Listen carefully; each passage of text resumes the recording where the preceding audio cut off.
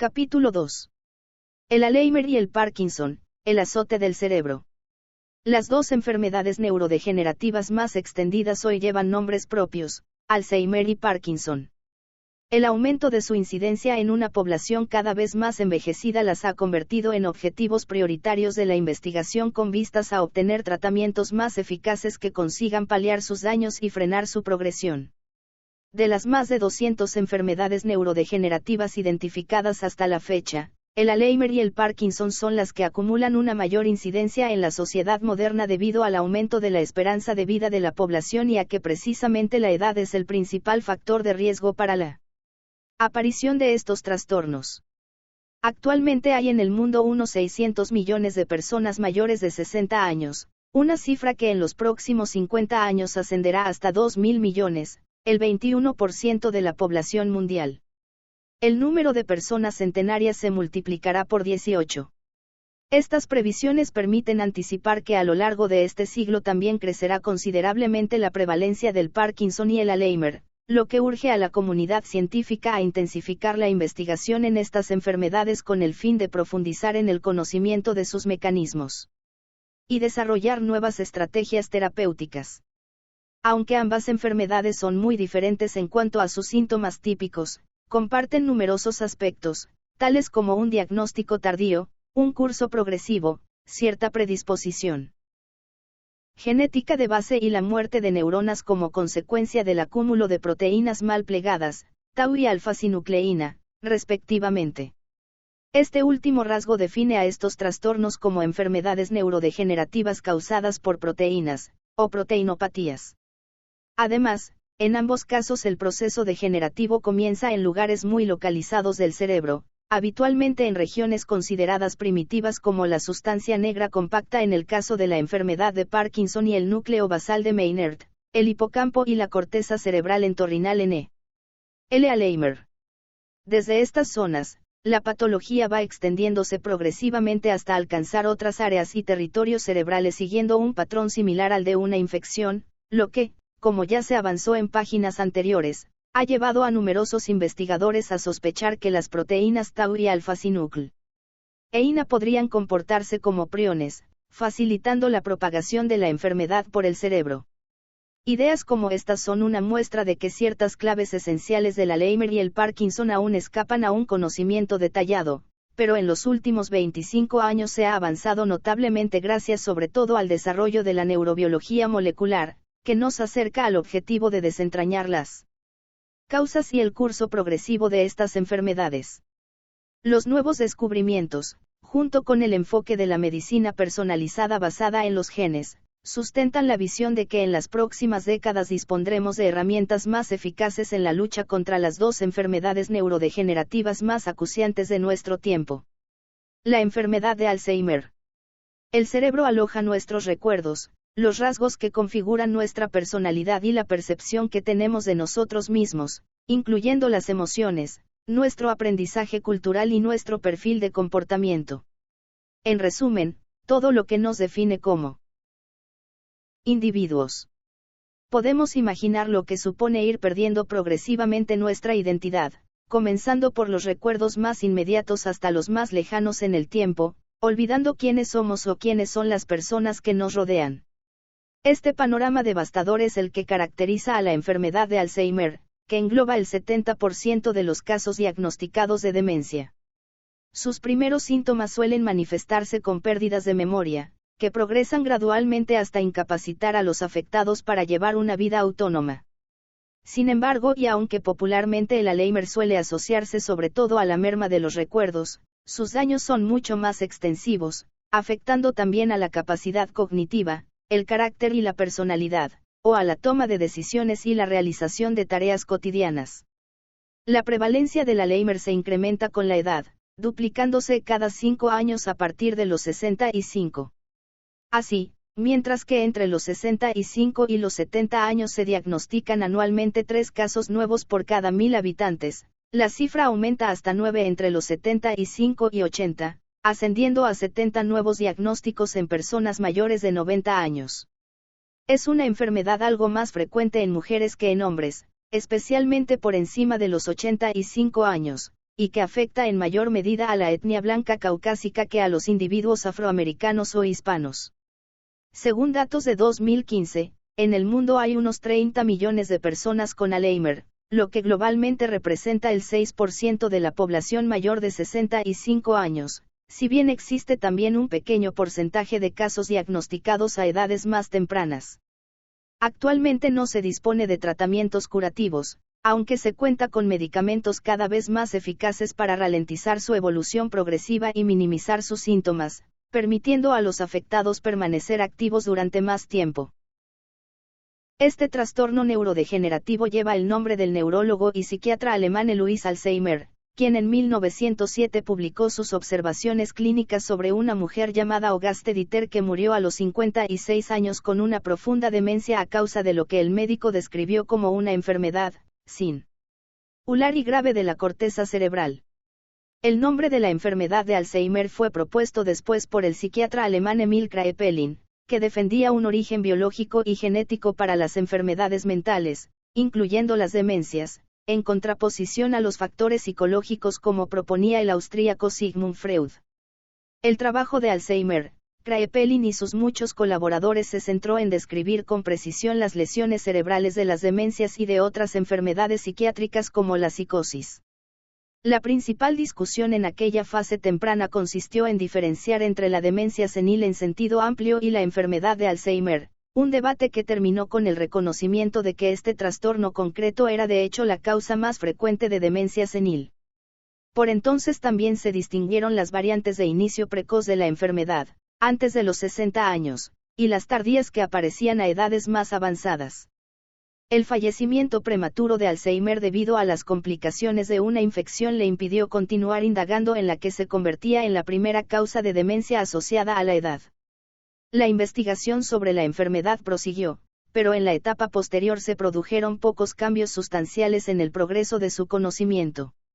Con el continente europeo devastado como consecuencia de las dos guerras mundiales, la investigación sobre la enfermedad de Alzheimer y las demencias se trasladó desde su cuna germana a Estados Unidos, donde los psiquiatras norteamericanos mostraron un elevado interés por estas enfermedades cerebrales. Sin embargo, los nuevos avances se hicieron esperar hasta la década de 1960, cuando pudo profundizarse en la correlación entre los síntomas clínicos y las huellas cerebrales de la enfermedad, algo a lo que contribuyó de modo esencial el análisis de biopsias y autopsias de tejidos enfermos mediante microscopía electrónica. En esta fase fue clave el descubrimiento de una manifestación temprana de la enfermedad que aparece de forma muy intensa, el déficit colinérgico, o declive en los niveles de un neurotransmisor cerebral denominado acetilcolina. Este hallazgo señaló el camino para el desarrollo de los fármacos que dieron el primer gran paso en la lucha contra la enfermedad, los inhibidores de la acetilcolinesterasa, una enzima cerebral encargada de degradar la acetilcolina. Pero el gran salto en la investigación del Alzheimer se produjo a partir de 1984, con la aplicación de las nuevas herramientas de la genética molecular. Este enfoque ha llevado a conocer la composición química y el papel crítico de las proteínas implicadas en la neurodegeneración, y a esclarecer las relaciones entre el genotipo, los genes, y el fenotipo, los rasgos patológicos, para comprender mejor que nunca la secuencia de eventos que producen la enfermedad. El comienzo y el diagnóstico de la enfermedad. A edades avanzadas puede ocurrir que la capacidad mental comience a declinar, y es por ello que con mucha frecuencia resulta difícil distinguir este proceso de envejecimiento normal de un Alzheimer incipiente, que a menudo empieza a manifestarse con un deterioro cognitivo ligero. Al igual que otros muchos trastornos neurodegenerativos, el Alzheimer se caracteriza por un periodo muy largo de desarrollo de la enfermedad, durante el cual es difícil detectarla. Sin embargo, un aspecto crucial es la necesidad de identificarla lo antes posible, ya que un diagnóstico precoz permite iniciar el tratamiento farmacológico de forma temprana con el fin de ralentizar su progresión. Para facilitar el diagnóstico, hoy disponemos de varios test neuropsicológicos como el MMSE. Siglas en inglés de mini prueba del estado mental, y de los análisis de neuroimagen, que permiten diferenciar de manera más concluyente si una persona con pérdidas leves de memoria está aquejada o no de un deterioro cognitivo ligero.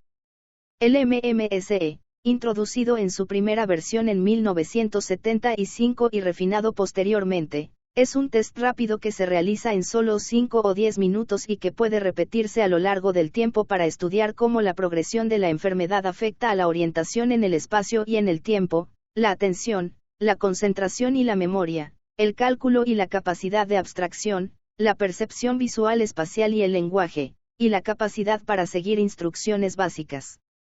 Así, es posible detectar los síntomas más típicos que van apareciendo con el avance del Alzheimer, como la dificultad para recordar hechos recientes y crear recuerdos nuevos, los cambios en la personalidad, el deterioro del lenguaje o la desorientación, particularmente en entornos no habituales. Por su parte, las pruebas de neuroimagen emplean principalmente las técnicas de resonancia magnética estructural y tomografía por emisión de positrans. La primera permite comprobar la integridad anatómica del cerebro, por lo que es útil a la hora de medir la atrofia de la corteza cerebral en el lóbulo temporal, especialmente en el hipocampo y la corteza entorrinal. En cuanto a la tomografía por emisión de positrans, proporciona información funcional sobre la actividad del cerebro gracias al uso de moléculas radiactivas que se suministran al paciente y que actúan como trazadores. En función del trazador utilizado, puede detectarse un descenso en la actividad metabólica de las zonas cerebrales afectadas por el Alzheimer o bien observarse el depósito de placas amiloides características de la enfermedad. Existen ciertas lesiones cerebrales típicas asociadas al Alzheimer que definen este trastorno y que forman parte de su patología, aunque aún se desconoce hasta qué punto están relacionadas entre sí o cuáles de ellas pueden ser causas y cuáles efectos del proceso neurodegenerativo. Efectos, causas del Alzheimer. Las teorías amiloide y tau. Las alteraciones cognitivas observadas en los pacientes con Alzheimer tienen su lógico reflejo en la integridad del cerebro, ya que el deterioro de las capacidades mentales es una consecuencia del proceso patológico que está devastando la estructura y la función cerebral. Como hemos mencionado, una prueba de neuroimagen puede descubrir daños a gran escala en ciertas regiones, así como un déficit en la actividad del cerebro. Estos signos son indicativos de la muerte neuronal, que inicialmente es más pronunciada en el lóbulo temporal. Pero si descendemos a un nivel mayor de detalle, el estudio microscópico de muestras post-mortem de cerebros humanos y la investigación de la enfermedad en animales de laboratorio han facilitado la caracterización de las lesiones cerebrales a escala celular. Así, en el cerebro de un paciente con Alzheimer pueden encontrarse 4 tipos de lesiones: placas amiloides, depósitos extracelulares de una proteína llamada beta-amiloide, ovillos neurofibrilares, depósitos intracelulares de la proteína tau, disfunción en los neurotransmisores acetilcolina y noradrenalina, y fenómenos de inflamación local por la activación de las células de la microglía, el sistema inmunitario propio del cerebro. Lo que se conoce con menos detalle es la secuencia concreta de estos eventos, esto es, cuáles aparecen antes que otros y, más importante, cómo unos llevan a otros o si por el contrario son simultáneos. Los distintos indicios revelados por los estudios hoy dan pie a 2 teorías alternativas. La primera defiende un papel primordial de las placas amiloides en la enfermedad, mientras que la segunda apunta a la responsabilidad prioritaria de los agregados de proteína tau. Las placas amiloides se observaron por primera vez al microscopio antes de los estudios de Louis Alzheimer, y de hecho el médico alemán ya correlacionó estos depósitos con la aparición de la demencia. Sin embargo, fue a partir de la década de 1970 cuando las nuevas técnicas genéticas y de análisis de proteínas permitieron desentrañar su origen y composición, lo que llevó a otorgar a estos depósitos un papel principal como causa de la enfermedad. En 1987 se descubrió que la proteína beta-amiloide presente en las placas corresponde en realidad a fragmentos procesados de una proteína normal de las neuronas, a la que se denominó proteína precursora del amiloide, AP, por sus siglas en inglés. De hecho, se comprobó que las mutaciones en el gen de la proteína AP provocaban un aumento en la producción de beta-amiloide y causaban Alzheimer. Este gen está situado en el cromosoma 21, el mismo implicado en el síndrome de Down, cuyos afectados frecuentemente desarrollan Alzheimer a edades tempranas. El descubrimiento de la AP permitió también crear ratones transgénicos portadores de mutaciones en este gen. Los animales así obtenidos fabrican una gran cantidad de beta-amiloide y presentan claros signos de pérdida de memoria. Todo ello no implica que el Alzheimer sea debido necesariamente a mutaciones en el gen AP. En general no se considera una enfermedad hereditaria, ya que en el 99% de los casos diagnosticados no hay causas genéticas aparentes. Sin embargo, en el % restante sí existen defectos genéticos heredables que invariablemente provocan la aparición de la enfermedad. El estudio de estos casos con origen genético demostrado es muy importante, pues tanto el curso clínico como las lesiones cerebrales que aparecen son básicamente idénticos a los observados en el Alzheimer esporádico. Lo anterior parece asignar un claro papel a la AP y la proteína beta amiloide como responsables principales de la enfermedad. Sin embargo, una segunda línea de estudios ha llevado a otros investigadores a argumentar que el factor inicial desencadenante del Alzheimer, y además el que aparece de manera más temprana, es la acumulación intracelular de ovillos formados por proteína tau mal plegada e hiperfosforilada, con una dosis extra de fosfato. Según estos científicos, una estructura tridimensional anómala de la proteína tau provoca su agregación dentro de las neuronas hasta causarles la muerte celular. En las muestras de tejido cerebral de los pacientes se ha comprobado que los ovillos de tau aparecen en las zonas cerebrales donde primero se observan las lesiones típicas de la enfermedad. Como en el caso de la AP, también hoy se dispone de diferentes modelos de ratones transgénicos diseñados para producir una cantidad en exceso de la proteína tau alterada. La ventaja de esta segunda teoría es que puede explicar más fácilmente cómo avanza el proceso neurodegenerativo, ya que las copias erróneas de la proteína tau podrían transmitir su defecto a otras sanas con un comportamiento similar al de los priones, extendiendo así la enfermedad de una neurona a otra hasta afectar a amplias zonas de la corteza cerebral. Las teorías amiloide y tau no son las únicas que pretenden esclarecer el origen del Alzheimer. Como hemos visto, existen otras lesiones cerebrales asociadas a la enfermedad, entre las que destacan las alteraciones que afectan a los neurotransmisores acetilcolina y noradrenalina. Aunque la hipótesis que centra la enfermedad en este fenómeno es minoritaria, hay claros indicios experimentales en su apoyo que incluso consiguen rellenar algunas lagunas en el conocimiento, hasta el punto de intentar unificar las teorías amiloide y tau. La acetilcolina se produce en una zona muy pequeña y profunda del cerebro denominada núcleo basal de Maynard. Desde aquí estas neuronas colinérgicas envían conexiones abundantes hasta la corteza cerebral, cuyas neuronas bañan con acetilcolina. Como ya mencionamos, una vez que la acetilcolina se libera en la sinapsis y cumple su función, se degrada mediante una enzima denominada acetilcolinesterasa. Dado que la acetilcolina participa sustancialmente en la memoria y en las funciones cognitivas y que las neuronas colinérgicas mueren en las primeras fases de la enfermedad, los fármacos inhibidores de la acetilcolinesterasa impiden la degradación del neurotransmisor, aumentando su tiempo de acción en la sinapsis y logrando una mejoría clínica en los pacientes en etapas iniciales del Alzheimer. En cuanto a la noradrenalina, este neurotransmisor ha cobrado importancia en la patología del Alzheimer a raíz de los trabajos publicados por el alemán Michael Eneka desde 2002, que sugieren la implicación de un déficit noradrenérgico en la secuencia de eventos de la enfermedad. Eneka ha centrado sus estudios en el locus cerúleo, otra región primitiva del cerebro que produce la noradrenalina y la distribuye por toda la corteza cerebral. La muerte de las neuronas del locus cerúleo en las primeras fases del locus del Alzheimer reduce los niveles de noradrenalina en la corteza cerebral, lo que activa las células inmunitarias de la microglía. Al activarse, estas células liberan unas moléculas inflamatorias llamadas citoquinas que precipitan la agregación de la proteína beta amiloide y, por tanto, la aparición de las placas características de la enfermedad. Aunque la teoría del déficit noradrenérgico como causa de las placas amiloides es muy sugerente, por el momento solo se ha demostrado en ratones, y no explica la formación de ovillos de tau. Pero sea cual fuere la secuencia real de eventos que se produce durante el curso del Alzheimer, la implicación de ciertas proteínas alteradas apunta a la posible existencia de factores genéticos. Aunque según lo descrito en la inmensa mayoría de los casos no existe una herencia directa que determine al 100% la aparición de la enfermedad, el estudio de estos condicionantes puede aportar algunas pistas adicionales, sobre todo de cara a estimar el posible riesgo de padecerla. La genética del Alzheimer. Como hemos señalado, en el 99% de los casos el Alzheimer se considera una enfermedad sin causa aparente conocida.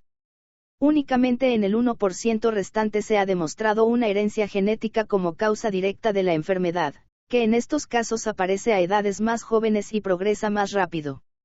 Pero incluso cuando no se detecta un factor heredable tan directo, se considera que en la mitad de los casos existe cierta susceptibilidad genética a padecer el trastorno, sin que por el momento se conozcan los mecanismos implicados. Así, el 30% de los pacientes tienen o han tenido un familiar de primer grado afectado también por la enfermedad, y los hermanos tienen 2 veces más riesgo de desarrollarla si uno de ellos la padece, sobre todo los gemelos idénticos. La mutación genética más directamente relacionada con el Alzheimer es la que afecta al gen de la AP, que es responsable de hasta el 10% de las formas precoces de la enfermedad. También se ha descubierto la implicación de alteraciones en unas proteínas denominadas presenilinas tipos 1 y 2, PS1 y PS2, relacionadas con defectos en el procesamiento de la AP y que favorecen la agregación de beta-amiloide. Las personas con mutaciones en estos genes tienen una mayor probabilidad de desarrollar la enfermedad, especialmente en fases tempranas. En cuanto a los genes que confieren cierta susceptibilidad para padecer la enfermedad y que están considerados como factores de riesgo, el mejor identificado hasta la fecha es el gen APOE. Una de sus variantes o alelos, L4 o APOE4, se ha relacionado con la ateroesclerosis, el Alzheimer y un inadecuado desarrollo cognitivo. Por el contrario, el alelo 2 o APOE2 parece tener un efecto protector y se asocia con una mayor longevidad. En ciertas regiones de Dinamarca, Hungría y España donde este alelo es predominante, la esperanza de vida llega a superar en 20 años a la de otras poblaciones vecinas.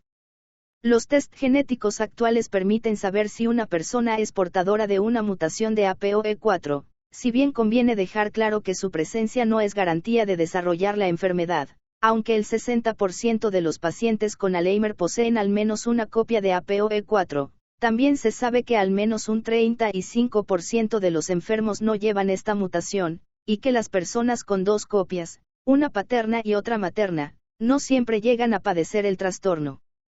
Sobre esta predisposición genética se cree que podrían actuar ciertos factores ambientales, ejerciendo un efecto hasta cierto punto sinérgico y finalmente precipitando la aparición de la enfermedad.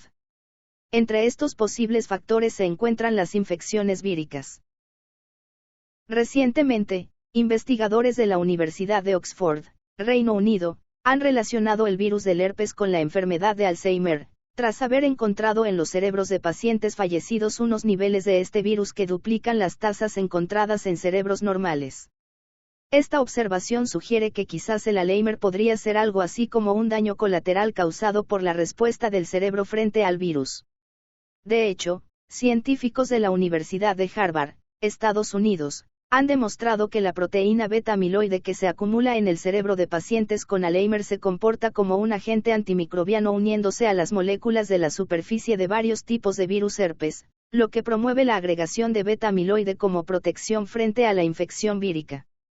Todo lo anterior resume el estado actual del conocimiento del Alzheimer, que ha progresado de forma notable en las últimas décadas. Como es evidente, el objetivo final de estas investigaciones es obtener tratamientos médicos eficaces, y en esta meta aún se interpone un serio obstáculo, el desconocimiento de las causas primarias de la enfermedad. Sin embargo, ello no impide que la información acumulada se haya explotado en la medida de lo posible para orientar algunas estrategias farmacológicas y de soporte que consiguen ralentizar el progreso de la neurodegeneración y paliar sus síntomas en las etapas iniciales. La medicina contra el Alzheimer. El descubrimiento del papel de la acetilcolina en la evolución del Alzheimer sirvió para introducir los primeros tratamientos farmacológicos con inhibidores de la acetilcolinesterasa como el donepezilo, la ribastagmina y la galantamina.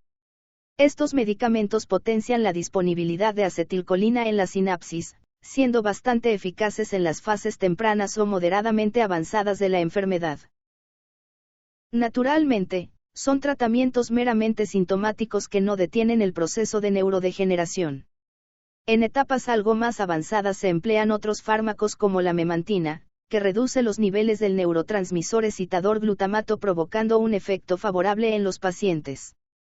Además se ha tanteado el uso de compuestos dilatadores de los vasos sanguíneos para aumentar el riego cerebral, como por ejemplo la Viagra, utilizada habitualmente contra la disfunción eréctil. Sin embargo, esta opción no suele recomendarse por la falta de pruebas científicas concluyentes sobre su eficacia como paliativo del Alzheimer. Fuera del ámbito farmacológico, en los últimos años se ha puesto cierto énfasis en tratamientos relacionados con la rehabilitación, los cuidados colaterales, las medidas de soporte e incluso los hábitos alimentarios y otros que podrían desempeñar un papel preventivo en el desarrollo de la enfermedad. Así, la medicación se complementa con diferentes intervenciones psicosociales y en el área del comportamiento, terapias de entrenamiento cognitivo, actividades físicas y estimulación para mejorar las rutinas diarias. En lo referente a la prevención, circulan proclamas variadas sobre los beneficios de la dieta mediterránea, los suplementos alimenticios como el ginseng, los antiinflamatorios no esteroideos y el control de los factores de riesgo cardiovasculares, pero estas propuestas carecen de verdadero aval científico. No obstante, las mayores esperanzas en el tratamiento del Alzheimer no provienen de las terapias actualmente en uso, sino de los futuros desarrollos derivados de las diferentes líneas de investigación en marcha, algunas de las cuales están comenzando a generar resultados bastante prometedores.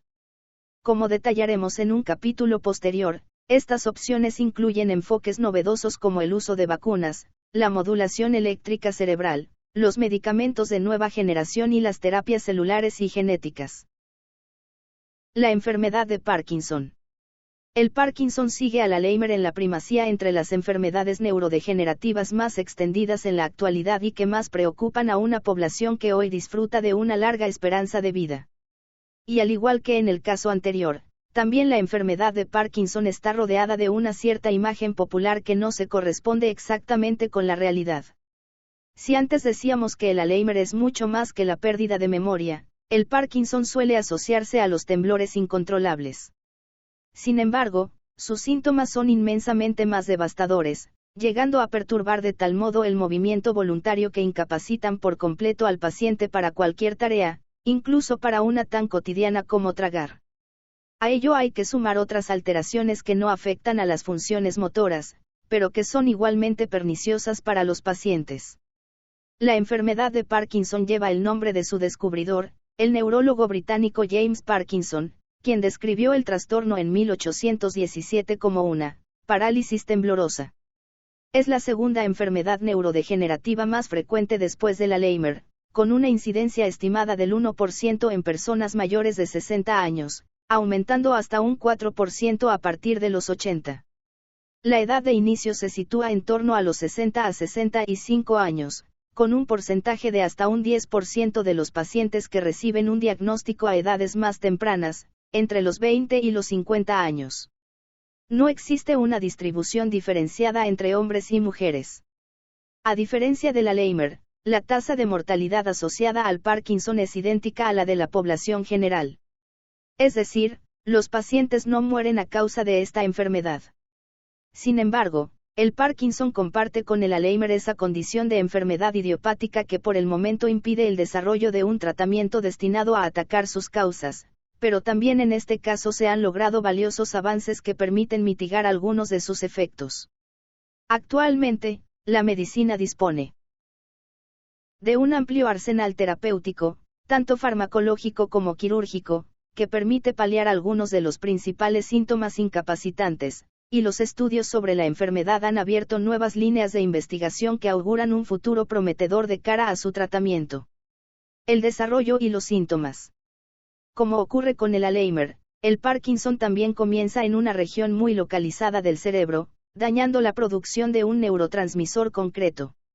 En este caso, la zona afectada son los ganglios basales, una red de estructuras en un área profunda del cerebro que dependen del neurotransmisor dopamina para encargarse de todas las tareas implicadas en el inicio y la planificación de los movimientos.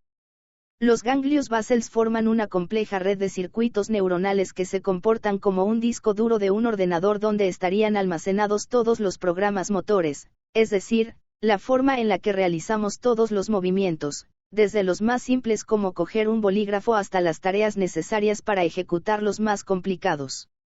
Cuando esta información alcanza la corteza cerebral, Las neuronas allí localizadas son las responsables últimas de ejecutar un determinado plan motor de manera coordinada. Por ejemplo, contraer el músculo bíceps y al mismo tiempo relajar el tríceps para doblar el codo. En concreto, la dopamina únicamente se sintetiza en un reducto de los ganglios basales que se denomina sustancia negra compacta, por la alta densidad de sus neuronas. Los axones de estas neuronas dopaminérgicas se caracterizan por estar profusamente ramificados para cubrir amplias extensiones en sus zonas de destino, hasta el punto de que una única neurona puede originar más de 70.000 sinapsis. Se desconoce la razón, pero estas neuronas dopaminérgicas son especialmente vulnerables a la neurodegeneración. Tal vez tenga algo que ver con el hecho de que incluso en condiciones normales estas neuronas trabajan al límite, produciendo una gran cantidad de dopamina para abastecer a sus numerosas ramificaciones.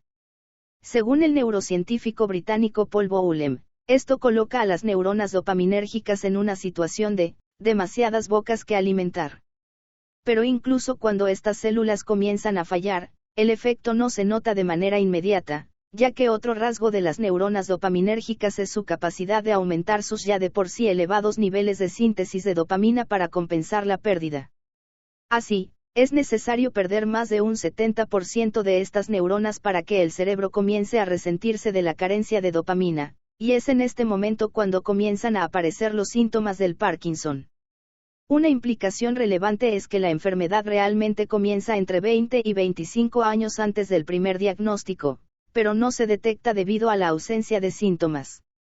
Por ello, actualmente se están dedicando ingentes esfuerzos a conseguir un diagnóstico precoz con el fin de comenzar el tratamiento médico lo antes posible, incluso cuando la enfermedad aún no se ha manifestado. Una vez que aparecen los síntomas, en la inmensa mayoría de los casos pueden resumirse en el temblor de reposo, que desaparece al hacer un movimiento voluntario y que suele describirse como contar monedas con los dedos de la mano, la lentitud de movimiento sobre disinesia, la rigidez y la inestabilidad de la postura, que con frecuencia ocasiona caídas. Son típicas la pérdida del balanceo de los brazos durante la marcha y las detenciones súbitas ante el umbral de una puerta, la entrada a un ascensor o al girar para cambiar de dirección.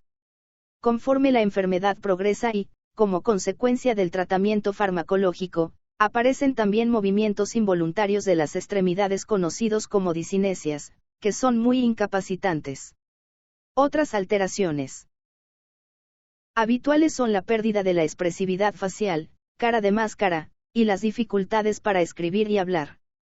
Todos estos síntomas motores suelen comenzar de manera asimétrica, por ejemplo, con el temblor y la rigidez en una mano, para terminar afectando a ambos lados del cuerpo a medida que avanza la enfermedad.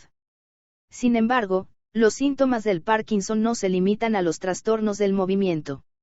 Los pacientes se ven afectados también por alteraciones en el sueño, caída de la tensión arterial al levantarse de la cama, incontinencia urinaria, estreñimiento, pérdida del sentido del olfato y dolor. A todo ello hay que añadir alteraciones psiquiátricas como la depresión, apatía, comportamiento obsesivo y compulsivo o perturbaciones en la conducta sexual. Algunos de estos síntomas son propios de la enfermedad, mientras que otros pueden deberse a efectos secundarios de la medicación. Al contrario que los síntomas motores, estos no responden a los tratamientos. Dado que algunos de ellos, especialmente los trastornos del sueño y el olfato, pueden detectarse incluso muchos años antes de que aparezcan los defectos motores, tienen mucha importancia para el diagnóstico precoz. En lo referente al diagnóstico, la valoración de los trastornos del movimiento se confirma por pruebas de neuroimagen, como una tomografía de emisión de PASI-Trans que emplea un trazador específico. El análisis del tejido cerebral post-mortem certifica el diagnóstico con la observación de las lesiones cerebrales características del Parkinson, en especial la presencia de acumulaciones de la proteína alfa-sinucleína en el interior de las neuronas de la sustancia negra compacta. Los daños cerebrales del Parkinson.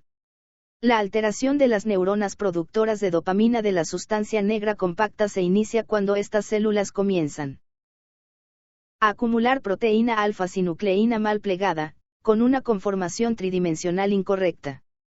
Dado que las neuronas son incapaces de eliminar estas proteínas defectuosas, se forman agregados que pueden observarse al microscopio como grumos esféricos llamados cuerpos de Lewy, descritos por primera vez por el neurólogo germano-estadounidense Friedrich Heinrich Lewy.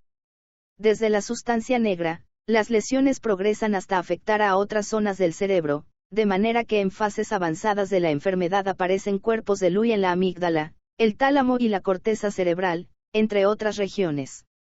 Esta dispersión por diferentes áreas del cerebro ha servido al neuropatólogo alemán Heiko Braak para clasificar la evolución de la enfermedad en 6 fases en función de la extensión de las lesiones cerebrales que se aprecian al microscopio.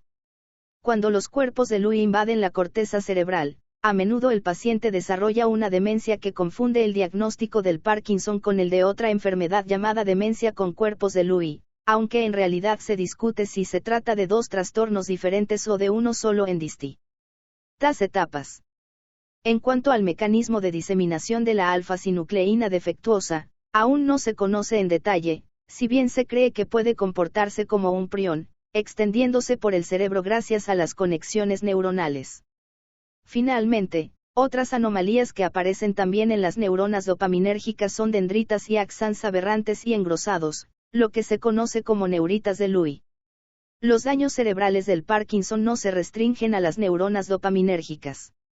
Cuando éstas mueren y liberan la alfa-sinucleína acumulada, se produce una segunda oleada de la enfermedad, mediada por la activación patológica de las células de la microglía que desencadenan un proceso inflamatorio. Las citoquinas producidas por estas células son tóxicas para las neuronas, de manera que esta activación a su vez acentúa la muerte de las neuronas dopaminérgicas que aún sobreviven. Lo explicado parece señalar un responsable claro de la enfermedad de Parkinson, la alfa-sinucleína. Sin embargo, más complicado es definir un perfil genético asociado a la enfermedad, un terreno en el que aún no se han encontrado pistas concluyentes y donde además el posible peso de los genes podría estar sujeto a una potente influencia de ciertos agentes ambientales. Genes y factores ambientales. La enfermedad de Parkinson no es hereditaria, al menos para más del 99% de los casos diagnosticados. Únicamente se han descrito un par de familias en las que existe una transmisión hereditaria y que representan menos del 1% del total de los pacientes. Pero aunque no se hayan identificado genes que transmiten directamente la enfermedad, sí se ha reconocido una cierta susceptibilidad genética a padecerla. De hecho, tener un familiar de primer grado afectado de Parkinson aumenta el riesgo en un 15%.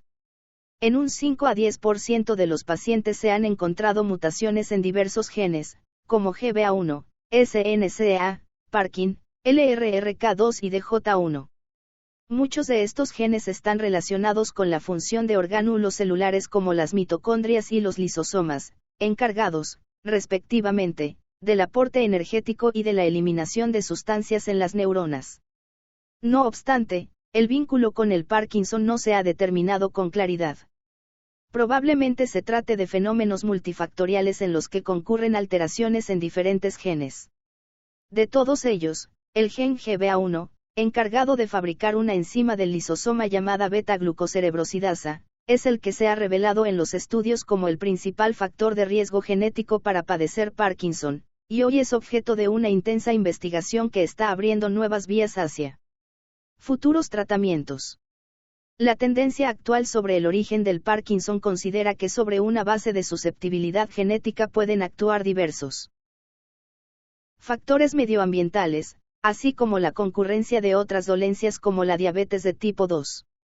Investigadores del University College de Londres han evaluado a 8 millones de pacientes diabéticos durante un periodo de 12 años, encontrando que los diabéticos tienen un 31% mayor riesgo de desarrollar Parkinson que los pacientes no diabéticos, riesgo que aumenta hasta un 49% en diabéticos con complicaciones derivadas de su enfermedad y hasta un 400% en diabéticos juveniles entre los 25 y 44 años de edad.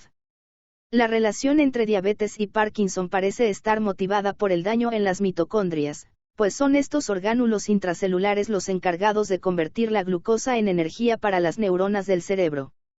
Como hemos señalado anteriormente, en el Parkinson hay una profunda alteración mitocondrial que finalmente conlleva la muerte de las neuronas dopaminérgicas, y a esta alteración contribuye la diabetes de tipo 2. Estos hallazgos han abierto la puerta a probar la eficacia de fármacos antidiabéticos como la esenadina, liraglutida y lixisenatida en enfermos con Parkinson, tratamientos que actualmente se encuentran en fase 2 de ensayos clínicos en Estados Unidos y en el Reino Unido. Asimismo, se sabe que la incidencia de la enfermedad es superior en los entornos rurales en comparación con los urbanos, y en estos casos se ha correlacionado el riesgo de padecer el trastorno con la exposición a ciertos pesticidas como el paraquat y la rotenona. Numerosos epidemiólogos consideran el Parkinson como una enfermedad típica de la era industrial, pues no se han encontrado referencias a sus síntomas en textos antiguos.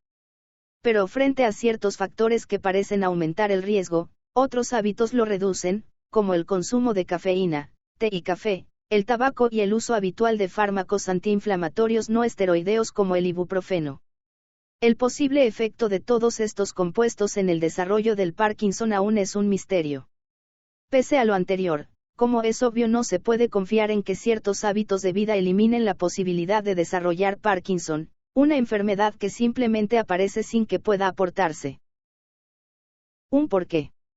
Pero por fortuna, los afectados pueden contar con un repertorio de tratamientos farmacológicos y quirúrgicos que exceden en mucho lo disponible para otros trastornos neurodegenerativos como el Alzheimer, y que han demostrado una gran eficacia para el alivio de algunos de los síntomas más incapacitantes. El tratamiento del Parkinson. La primera línea de ataque contra el Parkinson es casi evidente, dado que la enfermedad está motivada por una pérdida de dopamina en el cerebro. Lo más sencillo es tratar de reponerla. Este tipo de tratamiento viene aplicándose desde 1967, cuando el neurocientífico greco-estadounidense George C. Cotsias demostró que un precursor de la dopamina denominado levodopa o L-dopa era capaz de atravesar la barrera hematoencefálica y convertirse en dopamina, aliviando los síntomas motores de la enfermedad. Una gran ventaja es que la levodopa se administra por vía oral, alcanzando sus niveles máximos de 1 a 2 horas después, hasta que se degrada en la sinapsis por la acción de la enzima monoaminooxidasa B, MAO-B. Para conseguir un efecto más prolongado, existen también preparados que logran una liberación retardada de la levodopa. Sin embargo, el tratamiento tiene también sus inconvenientes. Aunque por lo general la levodopa se tolera bien con escasos efectos adversos, principalmente náuseas y vómitos que desaparecen al poco tiempo, su uso prolongado puede provocar discinesias. Pero sobre todo, el principal problema es que la eficacia de la levodopa es óptima en un primer momento, disminuyendo de 3 a 5 años después del inicio del tratamiento. Existen también alternativas que no emplean levodopa, sino que potencian el efecto de la dopamina. En este grupo se encuentran los agonistas dopaminérgicos, fármacos que actúan sobre los receptores de dopamina y cuyo uso está muy extendido. Otros compuestos tratan de aumentar la disponibilidad de la dopamina en la sinapsis interviniendo sobre las enzimas que la metabolizan, como la benseracida, carbidopa, entacapona, tolcapona, selegilina y rasagilina.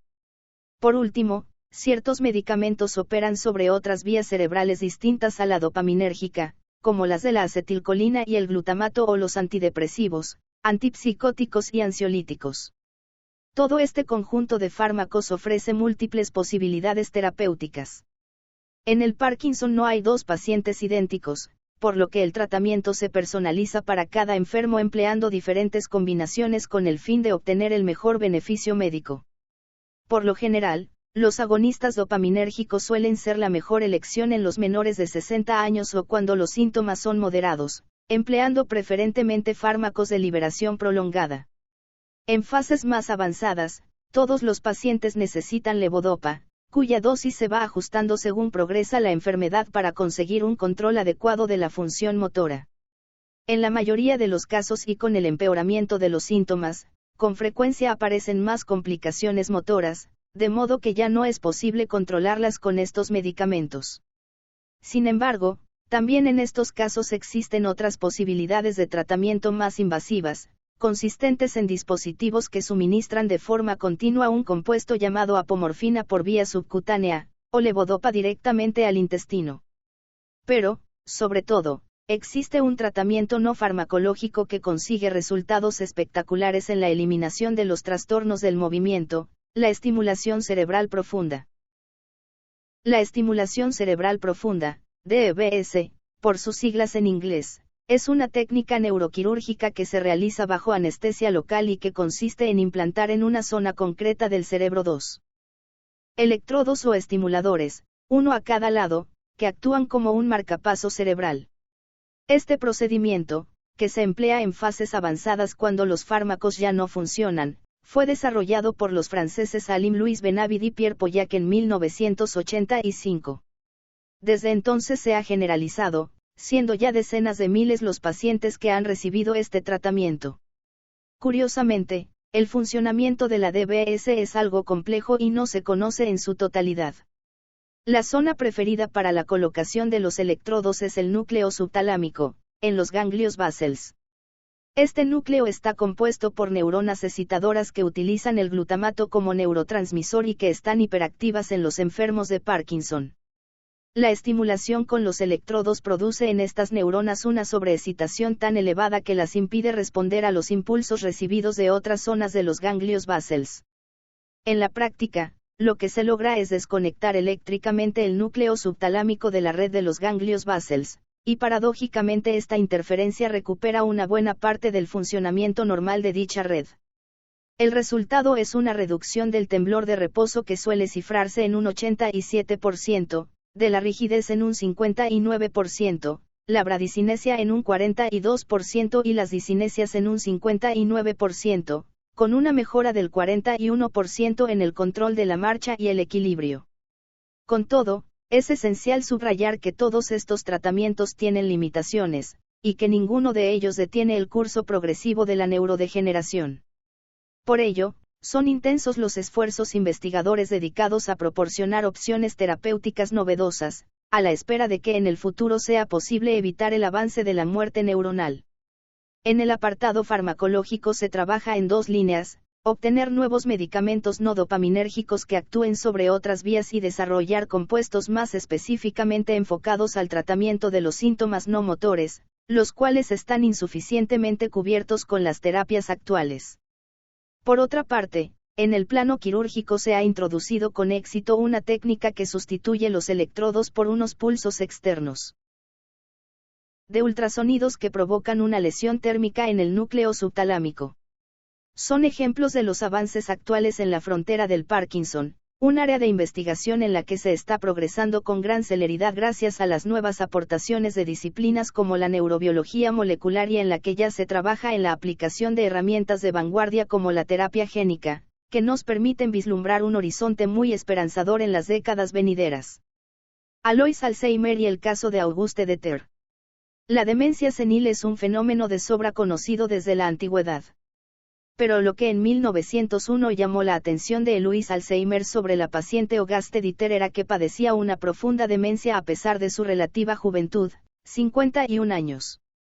Más inclinado a la investigación que a la práctica clínica, Alzheimer siguió el caso con gran interés.